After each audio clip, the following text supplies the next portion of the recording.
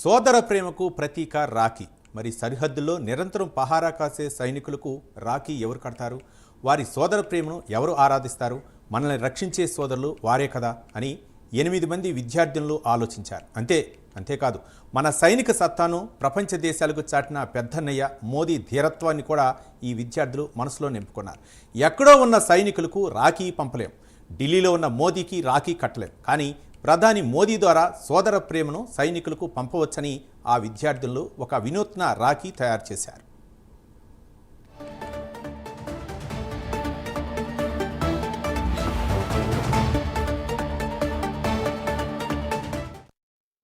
జగిత్యాల జిల్లా కోరట్లోని జడ్పీ బాలికల ఉన్నత పాఠశాల విద్యార్థులు ఈ వినూత్న రాఖీ తయారు చేశారు. ఆపరేషన్ సింధూర్ ఉగ్రవాదులపై విజయానికి గుర్తుగా రక్షాబంధన్ సందర్భంగా రాఖీని రూపొందించారు. 8 మంది విద్యార్థులు దీన్ని రూపొందించి ఆ రాఖీని పోస్టులో ప్రధాని నరేంద్ర మోదీకి పంపారు. రాఖీపై ఆకాశ్, బ్రహ్మోస్, రఫేల్ S-400 చిత్రాలను ముద్రించడంతో పాటు జాతీయ పతాకాన్ని సూచించే 3 రంగుల రిబ్బన్ను జత చేశారు.